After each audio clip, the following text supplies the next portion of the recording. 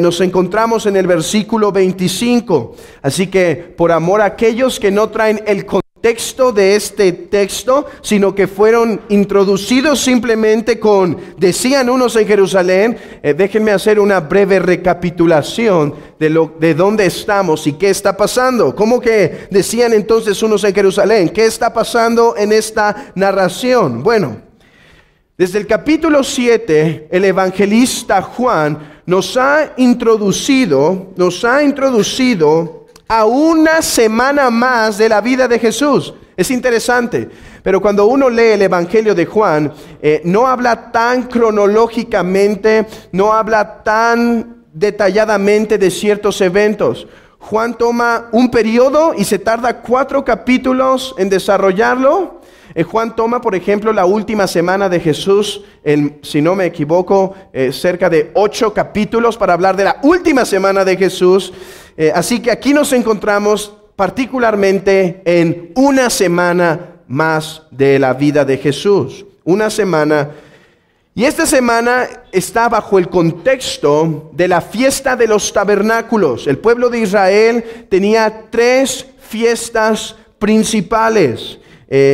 Tenía la fiesta de la Pascua, tenía la fiesta de Pentecostés y tenía la fiesta, dentro de los panes sin levadura era la fiesta de la Pascua, y estaba la fiesta de los tabernáculos. Estas eran sus 3 principales fiestas. Eran tan importantes que todo con la reacción de algunos en Jerusalén a la enseñanza de Jesús.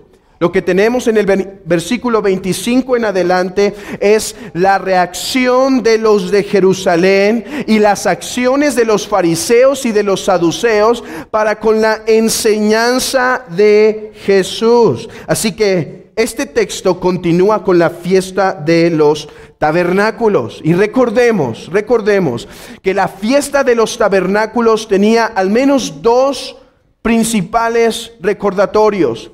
Cada fiesta de Israel les recordaba de una obra que Dios había hecho. Y la fiesta de los tabernáculos no era la excepción. La fiesta de los tabernáculos hablaba de que Dios había provisto alimento, sustento, abrigo y protección durante todo su peregrinar en Egipto. Al israelita le recordaba que Dios había sido fiel, que en medio del desierto Jehová había provisto para el pueblo. Entonces, en los tabernáculos había una cosecha importante. Había una cosecha de olivos y de uvas. Y entonces, por medio de esta celebración, esta cosecha, ellos celebraban a gran escala, no simplemente los olivos y las uvas que Dios les dio este año, pero cómo Dios había cuidado de ellos por 40 años en el desierto. Así que ellos estaban recordando en estos días la providencia de Dios, la provisión de Dios. Pero había algo más que recordaban: su pecado. Porque ¿por qué estuvo Israel? ¿Cuál fue la causa por la que estuvo Israel en el desierto? Incredulidad, pecado, porque se rebelaron. Estos 2 pensamientos debían cautivar las mentes de los judíos cuando celebraban la fiesta de los tabernáculos. Eso es lo que está pasando aquí. Sin embargo, Jesús se introduce al templo y empieza a enseñar. ¿Qué va a enseñar? Les voy a anticipar que va a enseñar. Yo soy el cumplimiento de esa fiesta. Yo soy lo que esa fiesta anticipaba. Y por el momento nos vamos a quedar con eso, porque eso será la predicación de la próxima semana. Entonces, en medio de esta enseñanza, dice en el versículo 25, decían entonces unos en Jerusalén: ¿no es este a quien buscan para matarle? Pues mirad, habla públicamente y no les dicen nada. ¿Habrán reconocido en verdad los gobernantes que este era el Cristo? Noten algo interesante aquí. Recuerden que en las fiestas había judíos de todas partes. Había judíos de todas partes. Cuando Jesús les dijo, ¿por qué violan la ley de Moisés? Unos versículos atrás. Cuando Él les dice, ¿por qué violan la ley de Moisés y me quieren matar? ¿No que quieren guardar la ley? ¿Por qué me buscan matar? Si ustedes recordarán, algunos de entre la multitud dijeron, oye, ¿quién te quiere matar? Nadie te quiere matar. Es probable que esa respuesta venía de esos judíos que venían de fuera, o sea, los que no eran de Jerusalén, los que venían de fuera y quizá no estaban como familiarizados con el conflicto que había entre fariseos y Jesús. Pero noten que ahora se dice, decían entonces unos de Jerusalén, o sea, pertenecientes a Jerusalén, un grupo que radicaba en Jerusalén. Ellos decían, ¿por qué está enseñando y no lo están prendiendo? ¿Por qué no lo están arrestando? ¿Por qué lo están dejando predicar y no lo matan? Y noten lo que hacen la pregunta. ¿Habrán reconocido en verdad los gobernantes que este es el Cristo? Noten esto. Ellos sí estaban familiarizados con la trayectoria de Jesús y de los fariseos. Ellos sabían que los fariseos tenían un deseo de matar a Jesús desde el tiempo en que Él hizo la sanación en el capítulo 5 del hombre paralítico. Ellos tenían ese deseo. Y esos que habitaban en Jerusalén estaban acostumbrados a esto. Entonces se están preguntando, si no lo están matando, es seguramente porque ya han reconocido que Él es el Cristo. Ahora, noten qué preguntas tan apropiadas para una fiesta tan apropiada. ¿De qué trata la fiesta de los tabernáculos?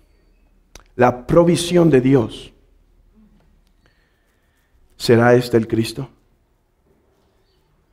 ¿Será este el Mesías? ¿Los gobernantes habrán creído?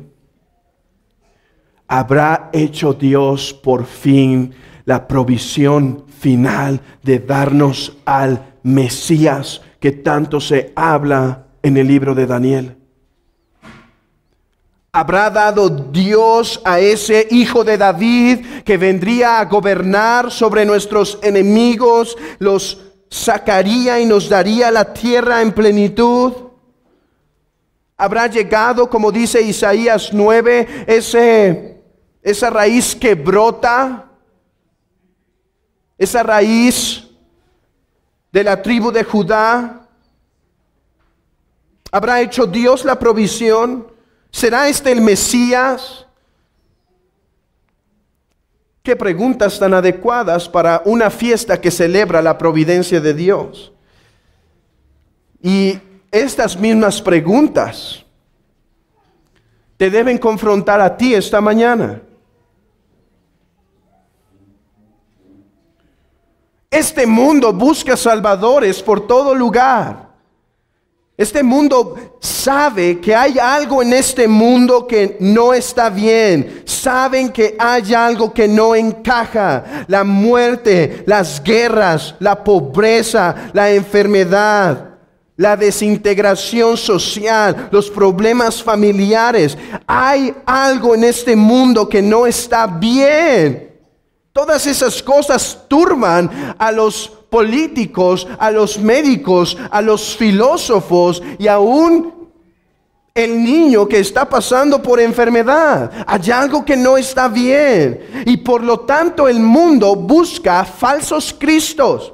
Busca falsos cristos. Para algunos es el desarrollo médico. Para otros la política. Para otros en el tiempo de Jesús eran hombres que se levantaban, celotes, así se les llamaba, guerrilleros que iban a poner a Roma en su lugar con sus propias fuerzas. Para otros es la seguridad del país, la economía del país. Para otros los buenos matrimonios, eso es lo que hace falta en la vida, buenos matrimonios. Para otros las obras de caridad, para otros la entrega total, para otros simplemente más educación. Pero todas estas se vuelven falsas esperanzas bajo el verdadero problema de la humanidad. Porque el verdadero problema de la humanidad no es ninguno de los que hemos mencionado, sino la raíz es el pecado del hombre. Y no puedes buscar el verdadero Cristo, al menos que entiendas el verdadero problema. Si el verdadero problema es la educación, buscarás falsos cristos de educación. Si el problema es la política, buscarás falsos cristos de la política. Pero si el problema es tu pecado, y lo es,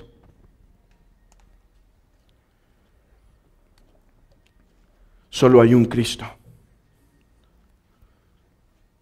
Y la pregunta es, ¿será Jesús el Cristo? ¿Será Jesús el Cristo? Estos hombres fueron confrontados con estas preguntas, pero ¿sabes? Muchos resistieron creer en Él. Rechazaron en pensar que Él podía ser un verdadero Mesías. A pesar de que se reveló claramente. Les digo por qué. Porque no querían ese tipo de Mesías. Cuando hizo una alimentación a 5,000 personas, dijeron, sí queremos este Mesías. Cuando Él les dice, no vengo a alimentarles, no vengo a resolver sus problemas políticos, no vengo a llenar sus vientres, no vengo solo a sanarlos, no vengo simplemente a que tengan seguridad, entonces la gente lo abandonó. Eso no es algo nuevo. Pero si entiendes que tu problema es el pecado, que tu problema es la esclavitud al pecado, pero si entiendes que tu problema es la culpa del pecado, si entiendes que tu más grave problema es que eres culpable ante un santo Dios por cada mentira, cada mal pensamiento, cada clic a esa pantalla viendo cosas que no debías ver, cada amargura, cada enojo, cada celo, cada gritería, cada maldición, que por cada uno de eso tienes una deuda y por lo tanto todos los que estamos aquí somos culpables. Si entiendes que tu más grande problema es el pecado, entonces la pregunta es, ¿será Cristo el Mesías? Porque si para ti el más grande problema no es el pecado, entonces sabes, Cristo no es el Mesías que buscas. Pero Cristo es el Mesías, el único y verdadero Mesías, el único Salvador. Fuera de Él no hay esperanza verdadera en el mundo. Porque si lograras acomodar la política, si gozáramos de plena seguridad en este país, de gran educación, de gran desarrollo médico, aún te quedas con la más grande problemática de tu vida: pecado. Pecado. Pecado que te hace culpable y, ¿sabes?, pecado que te hace esclavo. Y eso hablaremos después en el capítulo 8. Porque solamente si el Hijo os libertare seréis verdaderamente libres. Entonces, en medio de esta disputa, en medio de esta controversia, en medio de esta pregunta, ¿será este el Cristo?, se nos dan 3 respuestas que confirman que Jesús es el Cristo. En primer lugar, se nos habla de su origen, de las señales y del tiempo. Noten esto. Lo que tenemos en este texto, en medio de esta áspera controversia, de esta áspera relación, en medio de estas preguntas malintencionadas muchas veces, lo que tenemos es que Cristo dice: soy el verdadero Cristo y mi origen lo demuestra, mis señales lo confirman y mi tiempo lo corrobora. Los orígenes, las señales y los tiempos de Cristo confirman que Él es el Cristo y que no esperamos a nadie más. Porque están preguntando aquí, versículo 26, pues mirad, habla públicamente y no le dicen nada. ¿Habrán reconocido en verdad que los gobernantes que este es el Cristo? Escuchen, pero Pero en el griego es una palabra más enfática. La palabra griega Alá es griega, no aramea, no es Alá de Dios, sino es una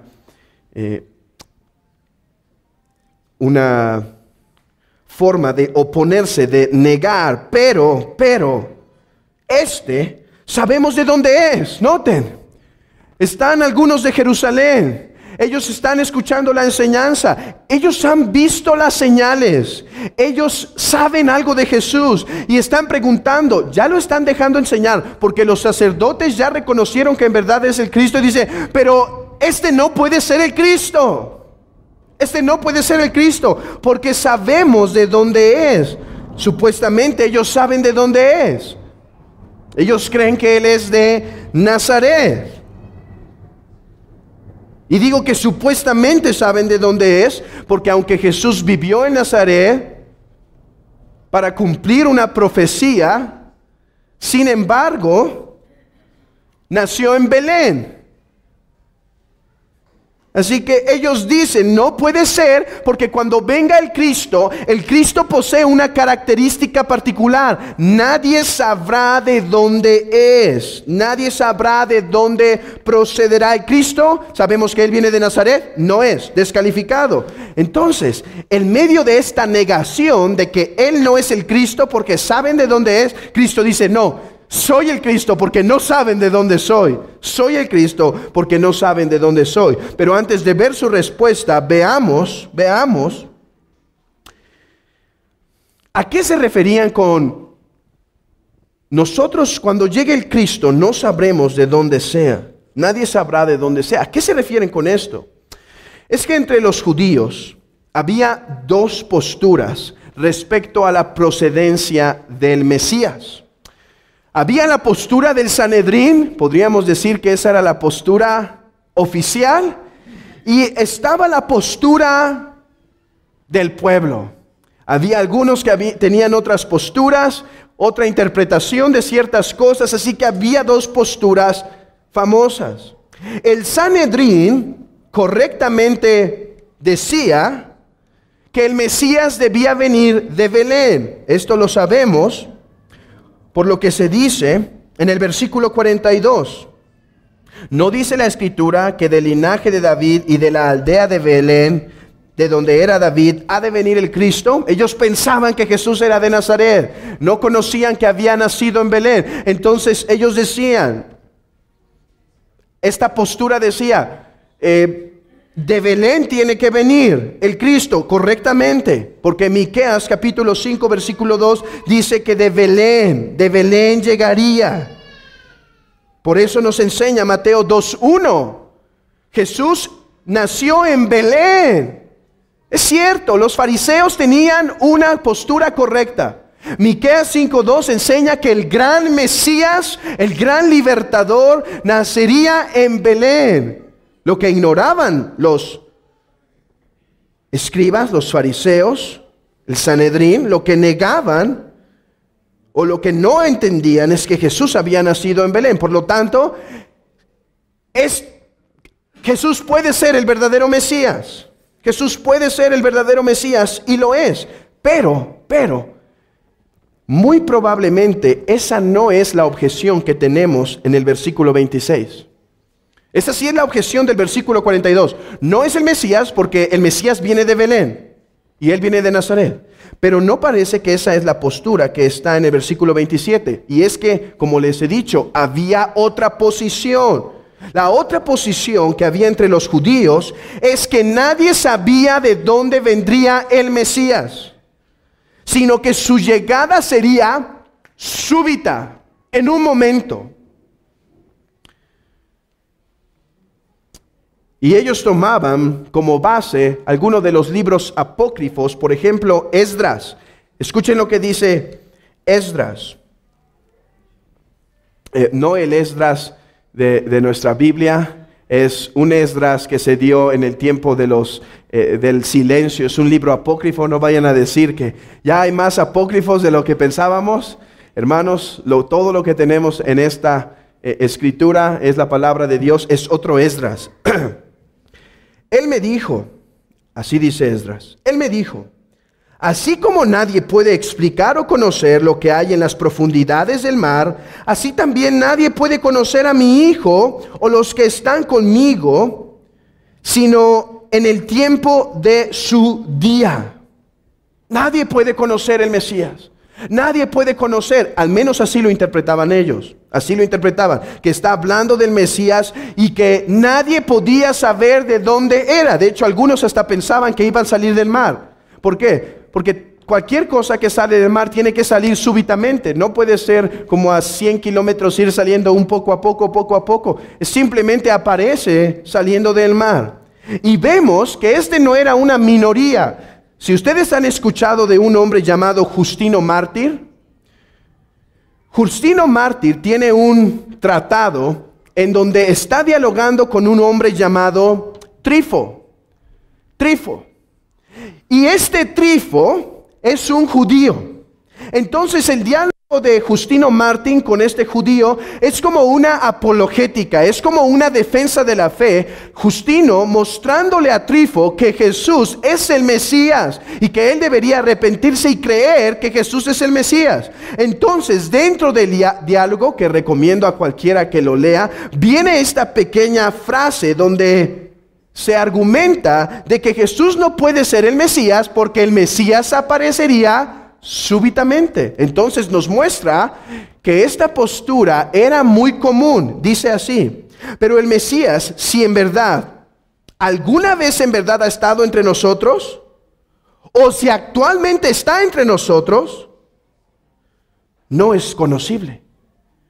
E incluso ni él mismo se conoce en lo absoluto. Vean esto. La postura es que el Mesías no era conocido, que cuando apareciera iba a ser en un momento. Y dos, que probablemente ni él mismo estaba apercibido que era el Mesías. Quizá en un momento él se iba a dar cuenta, hasta que Elías venga a ungirlo y entonces sea manifestado a todos. Por lo tanto, dice Trifo, lo mismo que dice Juan 7. Escuchen. Pero sabemos de dónde es, mas cuando venga Cristo, nadie sabrá de dónde sea. Esa es probablemente la argumentación que están haciendo de que Jesús no es el Cristo, porque no sabrían de dónde es. Entonces Jesús usa esta ignorancia por torcer la verdad de las Escrituras, porque la Escritura dice que sabrían que era de Belén. Usa esta ignorancia y de forma sarcástica les dice, Jesús entonces, enseñando en el templo al sola voz, literalmente la palabra griega craso quiere decir gritando, replicando, contradiciendo, y les dice, a mí me conocéis y sabéis de dónde soy, y no he venido de mí mismo, pero el que me envió es verdadero, a quien vosotros no conocéis. Pero yo le conozco porque de él procedo y él me envió. Sin duda estas palabras tienen una forma sarcástica. El problema que tenemos en este texto es el origen del Mesías. La característica del origen del Mesías, según ellos, es que no debían saber de dónde era. Cristo les dice en forma sarcástica, con que a mí me conocéis. Algunos han dicho, no, Cristo está afirmando que sí saben de dónde viene. Cristo es como si, algunos dicen, es como si estuviera diciendo, sí, yo sé que ustedes saben correctamente que yo vengo de Nazaret. No creo que esa es la postura que debemos tomar. Debemos tomar, creo, una postura más sarcástica en esto. ¿Por qué? Porque, hermanos, Jesús no estaba aceptando que sí había nacido en Nazaret. Jesús no estaba aceptando eso. Jesús solo aceptaba que él había nacido en Belén y que había vivido en Galilea, Nazaret. Entonces está diciendo, con que a mí me conocéis. Una forma similar a lo que tenemos en Juan 8:19. Vayan conmigo a Juan 8:19. Entonces ellos le dijeron, ¿dónde está tu Padre? Respondió Jesús, ni a mí me conocéis, ni a mi Padre. Si a mí me conocierais, también a mi Padre conoceríais. Ahora, vean en ese mismo capítulo, el versículo 55. Pero vosotros no le conocéis, mas yo le conozco. Y si dijere que no le conozco, sería mentiroso como vosotros, pero le conozco y guardo su palabra. Una de las constantes frases de Jesús en el Evangelio de Juan es: no conocen al Padre y no conocen de dónde vengo. Entonces, esto confirma que Jesús está hablando de una forma irónica, con que a mí me conocéis y con que sabéis ¿de dónde vengo? Entonces, dice algo que es contradictorio, vean, o sea, contradictorio en un sentido. Dice, con que a mí me conocéis y sabéis de dónde soy. Después les dice, no saben de dónde soy, no saben de dónde soy. Los está poniendo en esta contradicción a ellos mismos, que cuando creen creer algo de Cristo, en realidad no lo saben. Y que no quieren escuchar su enseñanza porque no les conviene. No he venido de mí mismo, pero el que me envió es verdadero, a quien vosotros no conocéis. Si me conocéis, deben saber de dónde soy. Y deben saber que vengo de Dios. Deben saber que soy el enviado. Si ustedes verdaderamente me conocieran, entenderían que yo soy el enviado de Dios. Entenderían que yo soy el esperado. Entenderían que mi origen está en los cielos. Entenderían que yo soy el que esperan. Pero no me conocéis, no me recibís.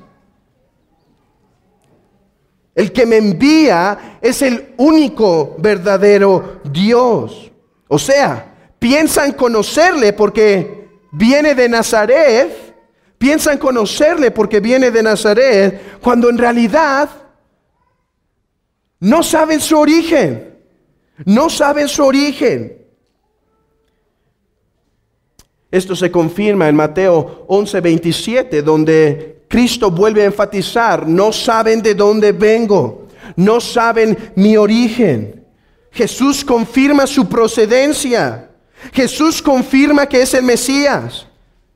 Si pueden abrir su Biblia en Daniel 7:13. Daniel 7:13.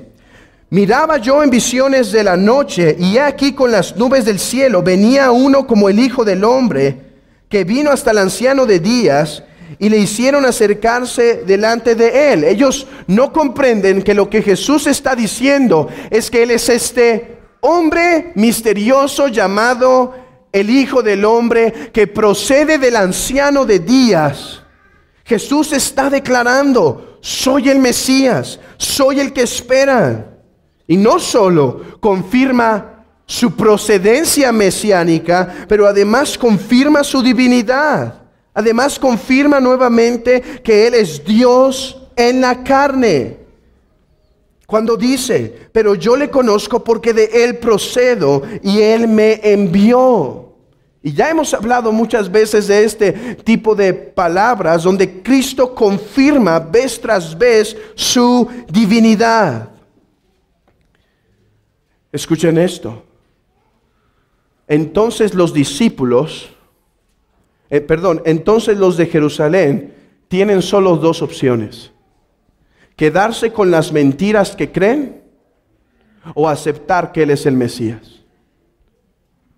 ¿Saben? No es muy diferente a nuestro estado actual. No es muy diferente a nuestra situación actual. En nuestros días, la gente escucha de Cristo en muchos lugares. La gente escucha de un Cristo en muchos lugares. Que un Cristo que quiere dar esto, que un Cristo que quiere hacer esto, que un Cristo que puede ser tu Salvador, no importa que no sea tu Señor, que un Cristo del cual te va a dar la vida eterna y no tienes que vivir en santidad, de un Cristo que no te demanda ir a la iglesia, eso es la forma antigua, de un Cristo que simplemente puedes adaptar a tu necesidad, simplemente levantando una vez la mano y ya. Y cuando escuchan que Cristo dice palabras como: no todo el que me dice Señor, Señor entrará en el reino de los cielos, hace lo mismo que estos hombres. Ese no es el Cristo, así no es el Mesías. Es lo que están haciendo. Ellos dicen, no, cuando venga el Mesías nadie sabrá de dónde soy. Él les dice, ok, ¿ese es tu estándar? No sabes de dónde soy. No sabes de dónde soy. No sabes mi procedencia divina. Pero no es que no sepas, es que no la quieres entender. Es que no la quieres creer. Sin fin de personas llegan a venir a esta iglesia por 1 o 2 domingos y terminan enojándose porque el predicador habló del pecado, del infierno, de la ira de Dios, porque ese no es el Dios que ellos quieren escuchar, porque el Dios que quieren escuchar es uno que se adapte a sus estándares, que ellos puedan manipular y domesticar según su necesidad. Pero Cristo confirma aquí: soy el Mesías, mi origen es divino. Hermano, permíteme decir unas palabras a ti. ¿Estás viviendo como comprendiendo que Jesús es Mesías?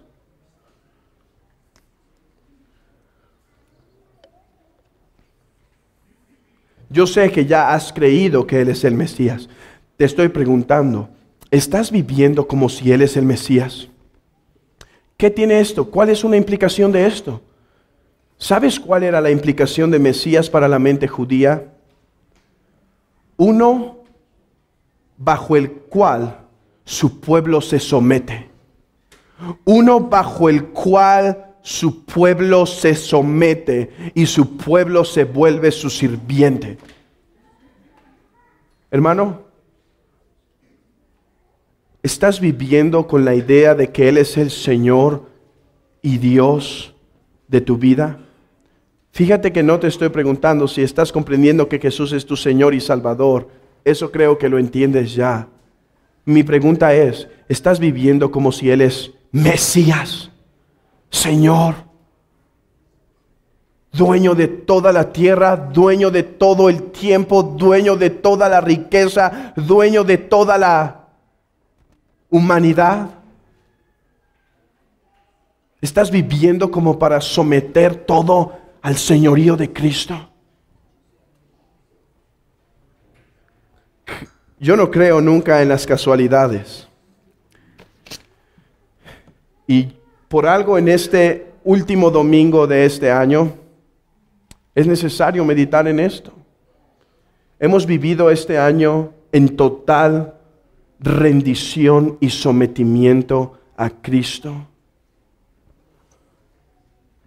O aunque sabemos su origen divino mesiánico, deseamos no vivir bajo sus estándares del Señor, Mesías y Salvador. Y dice entonces el texto que después que Él dijo esto, le intentaron prender, le intentaron tomar, pero volveremos a este texto en un momento. Versículo 31, y muchos de la multitud creyeron en Él y decían, el Cristo cuando venga, ¿hará más señales que las que éste hace? Algunos creyeron. Jesús dice, no saben de dónde soy, no saben que soy divino. Y no es que no sepan, es que no quieren entenderlo, no quieren creerlo. Entonces, cuando Él dijo esto, muchos empezaron a creer en Él. Ahora, en cuanto a la calidad de su fe, no se nos dice mucho. En cuanto a si su fe era verdadera o su fe era falsa, no se nos dice nada. Es algo que sí nos dice Juan en otros lugares. Dice, creyeron, pero Jesús sabía que no creerían de todo corazón. Creyeron, pero se terminaron yendo, abandonando a Jesús. Hay mucho de ese tipo de discípulos, pero aquí no se nos dice nada al respecto. Simplemente nos dice que algunos creyeron, probablemente algunos para quedarse con Él siempre y otros quizá para retirarse después. Pero la argumentación que ellos hacen es esta: cuando venga el Cristo, ¿hará más señales que las que Él hace? ¿Hará más cosas? ¿Hará más obras? Ellos sabían que, por ejemplo, en Isaías 35:5 se profetiza que el Mesías haría señales. Dice, Entonces los ojos de los ciegos serán abiertos y los oídos de los sordos se abrirán. Entonces el cojo saltará como un ciervo y cantará la lengua del mudo. Porque aguas serán cavadas en el desierto y torrente en la soledad. El lugar seco se convertirá en estanque y el sequedad en manaderos de agua. En la morada de chacales, en su guarida, será lugar de cañas y juncos. Prosperidad, bendición vendría. Entonces algunos están diciendo, los milagros que Él hace de haber levantado al paralítico, de haber alimentado a multitudes, de dar vista a los ciegos, eso comprueba que Jesús es el Mesías. Tanto que hasta Nicodemo, el inconverso moral Nicodemo, el inconverso moralista Nicodemo, hasta él dijo que nadie podía hacer las obras que él hace si no es que estaba Dios con él. Entonces, Cristo ha confirmado su identidad mesiánica a través de sus obras. Pero noten esto. Todavía habría dos señales que estarían confirmando su obra, porque tú puedes decir, ok, ellos tuvieron señales y viendo las señales creyeron, pero yo ya no veo señales. Cristo dijo, hay una máxima señal.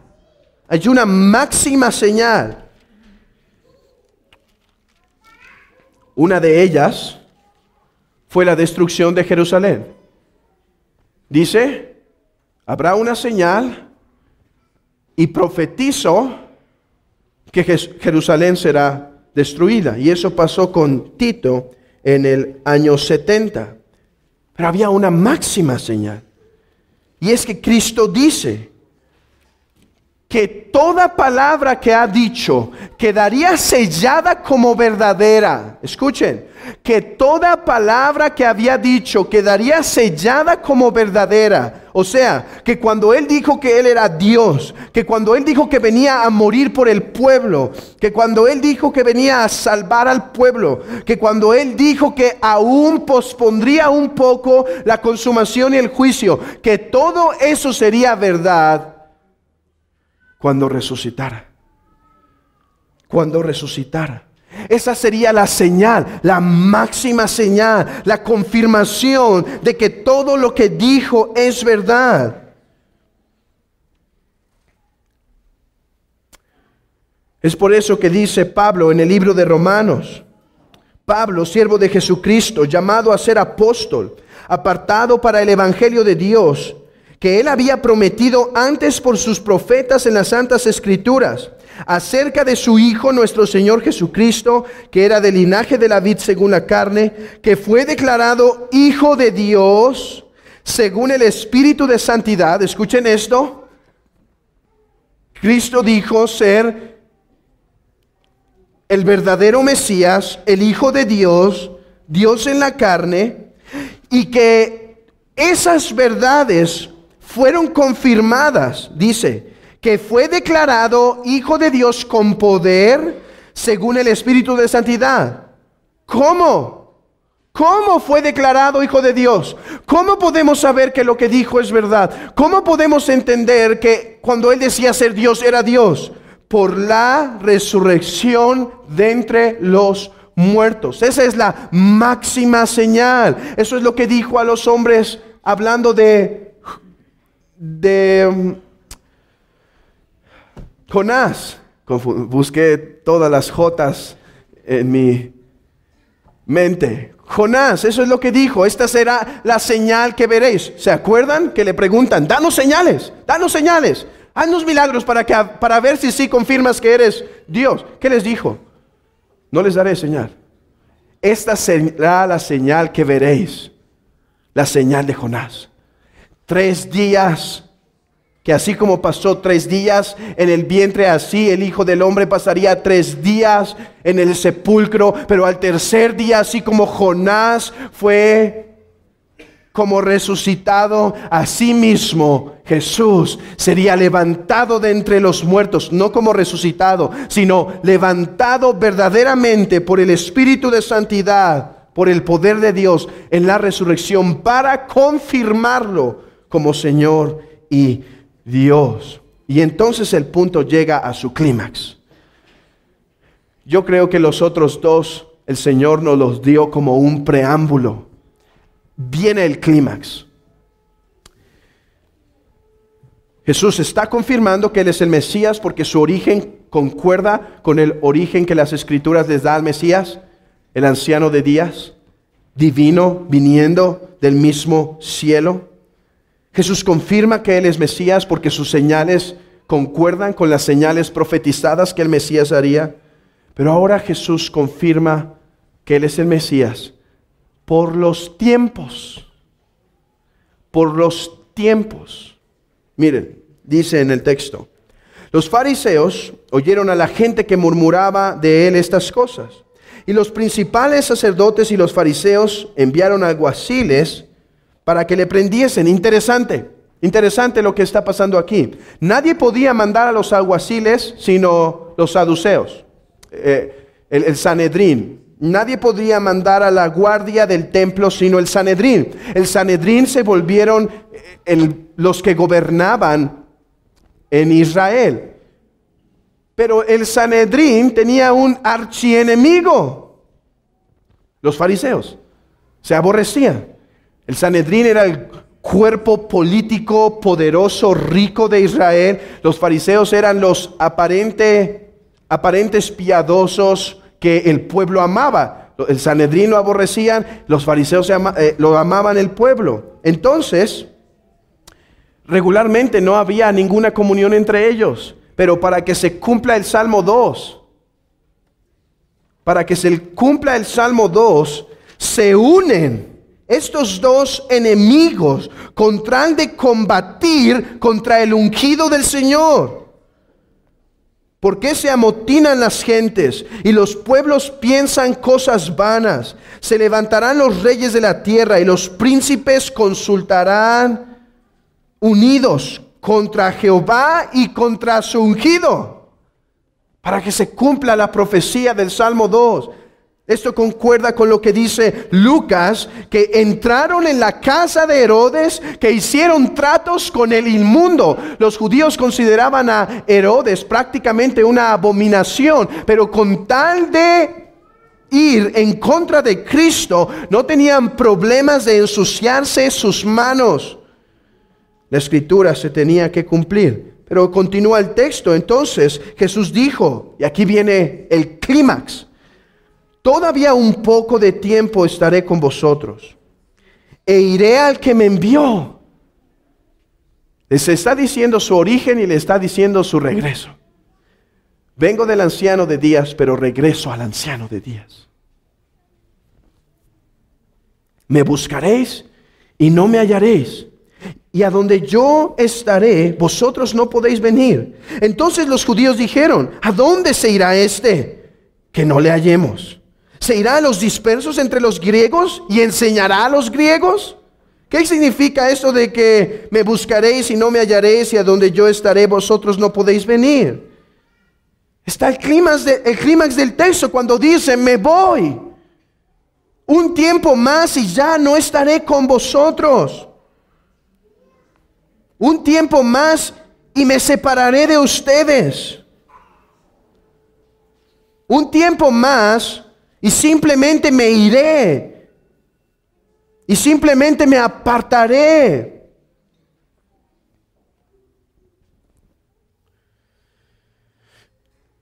Y entonces hay dos consecuencias, hay dos tipos de reacciones ante esta situación.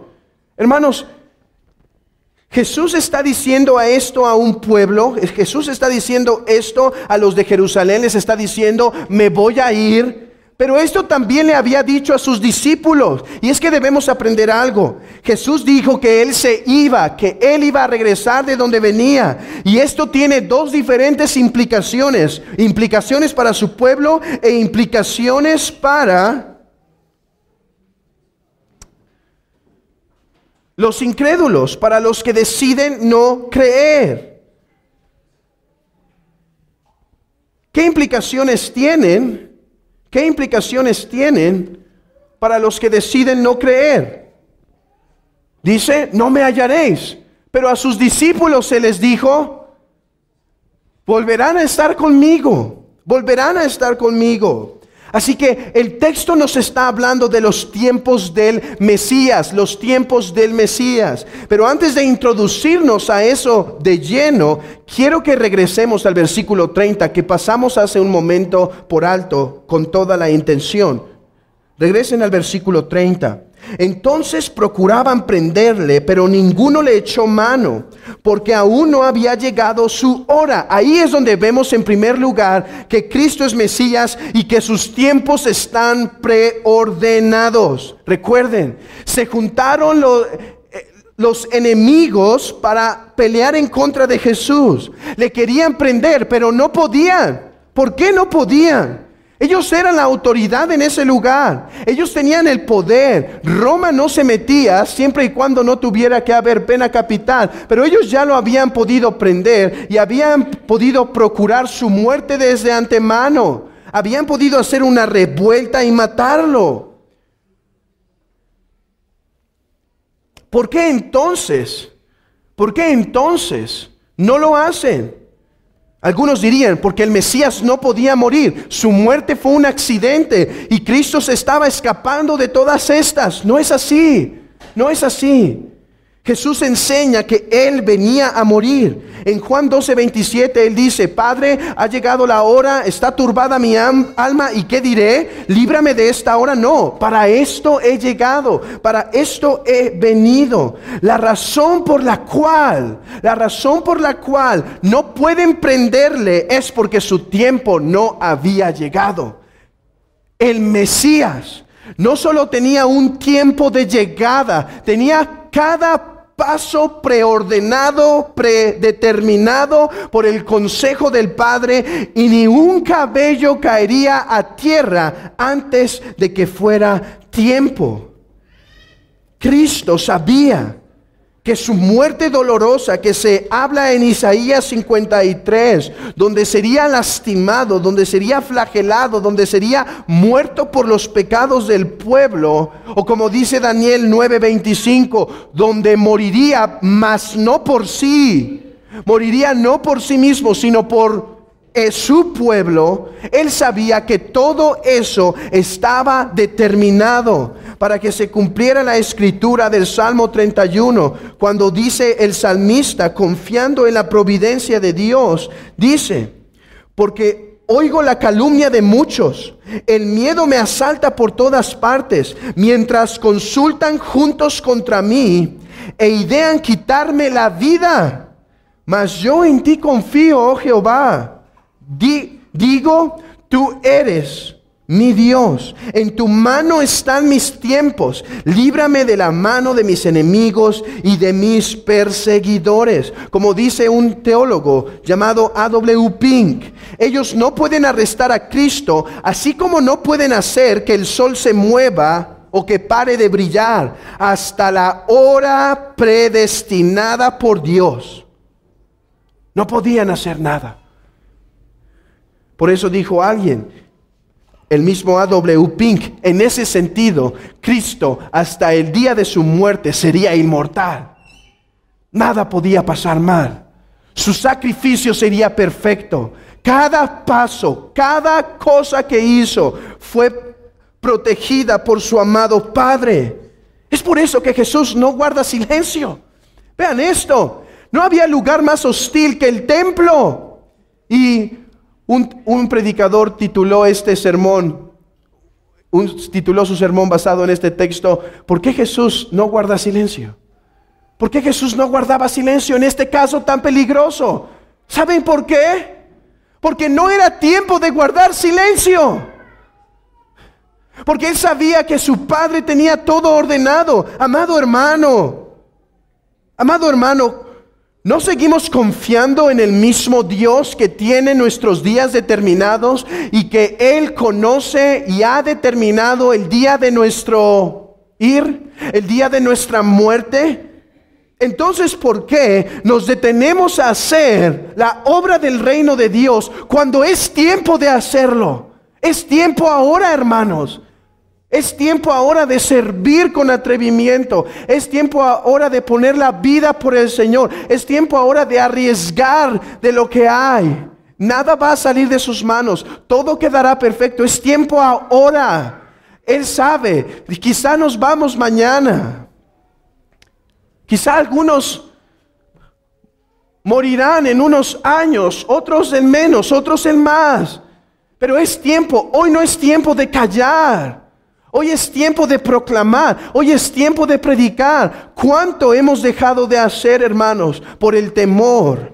Y no caminamos como Cristo nos manda caminar. Por eso dice Ryle, recuerden, J.C. Ryle, el anglicano de 1900, no Ryle.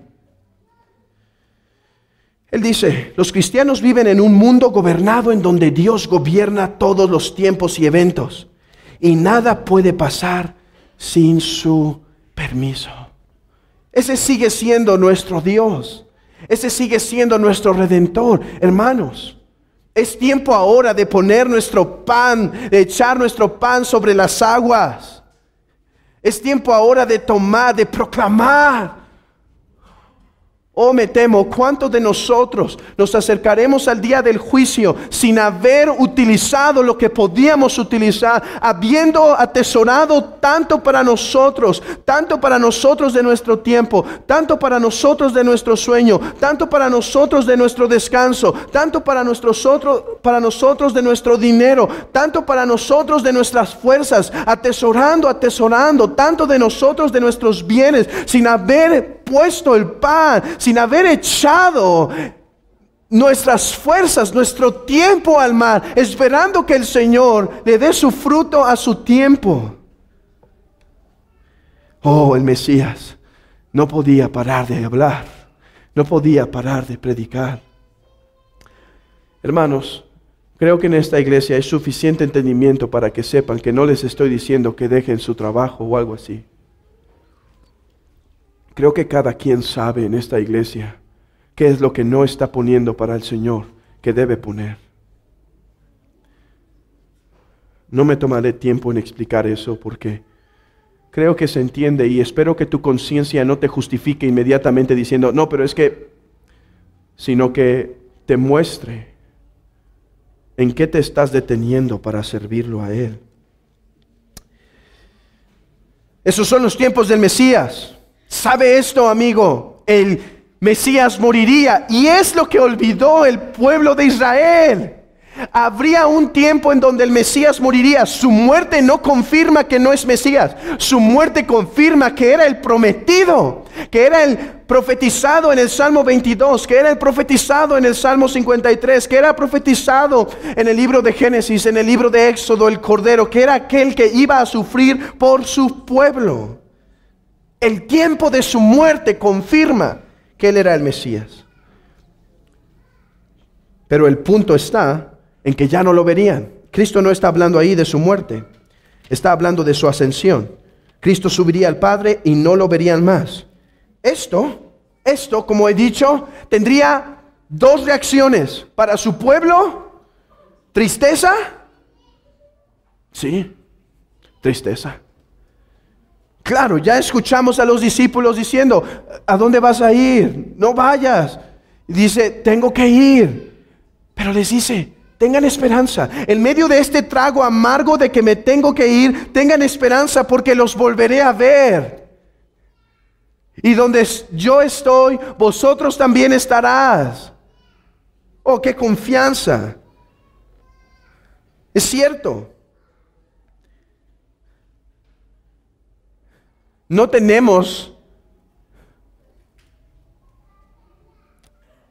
Nosotros no somos Mesías como para creer, tomar ciertas promesas que aplican al Mesías y decir no va a pasar nada y demás. Pero sí tenemos la misma promesa que el Mesías nos hizo, que estaríamos de nuevo con Él, que Él resucitaría a su pueblo. Yo entiendo, hermanos, en medio de este trago amargo que podemos estar pasando, esta es una de nuestras más grandes confianzas y donde debemos consolar nuestros corazones. Le volveremos a ver. Él vendrá por su iglesia. Él vendrá a juzgar a las naciones. Él destruirá a todos sus oponentes. Él destruirá a todo necio que batalla en contra de Él. Pero para el incrédulo no hay esta esperanza. Él dice, me buscaréis y no me podéis encontrar. ¿Por qué? ¿Por qué eso? Algunos creen correctamente que esto es una profecía que se hizo en el Antiguo Testamento cuando Cristo dice, cuando Jehová dice por medio de los profetas que Él callaría, que Él ya no hablaría más al pueblo, que Él se iría de ellos. He aquí vienen días, dice Jehová el Señor, los cuales enviaré hambre a la tierra, no hambre de pan ni hambre de sed, sino de oír la palabra de Jehová. Se está llegando a su máximo cumplimiento. Habrá hambre, habrá sed, pero la escasez no será física, la escasez será espiritual. Se profetiza algo semejante en el Salmo 95, capítulo 9. Salmo 95, capítulo 9.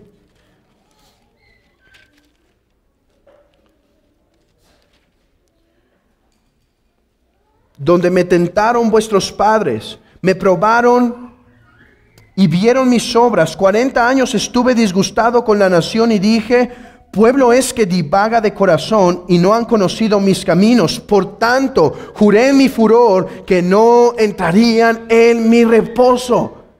Jesús está hablando, ellos no están creyendo. Y les está diciendo, ya no me hallaréis, ya no me podrán encontrar. Es algo semejante a lo que pasa en Mateo 21, cuando Jesús está en el templo y dice, y se cumple la profecía de que la gloria de Jehová se iba del templo, y entonces empieza a profetizar, no quedará piedra sobre piedra. La gloria de Jehová se ha apartado. Han rechazado a Jehová, han rechazado al Mesías. No quedará piedra sobre piedra, porque la gloria de Jehová se ha apartado.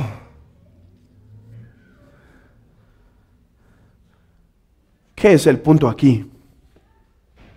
Me pregunté esto. ¿Por qué dicen que no lo podrán encontrar si en realidad alguien que negó a Cristo podía arrepentirse y encontraría a Cristo y entonces sería su pueblo y tendría la promesa de que lo volvería a ver? ¿Por qué les dice a ellos, a donde yo voy no podrán venir y me buscarán y no me encontrarán? Es que yo creo que está profetizando un juicio sobre la incredulidad. Si no te arrepientes hoy, nada te asegura que lo harás mañana. ¿Sabes? Lo único que asegura que, lo único que tienes seguro mañana es que quizá estás más duro de lo que estás hoy. Otra razón es que nadie tiene asegurada su vida. Podían morir. Ustedes no me verán. Y esto pasó con muchos. Murieron en el año 70. Más de 1 millón de judíos aplastados por Tito en una masacre. Y 3, Cristo puede hacer su aparición por su iglesia en cualquier tiempo.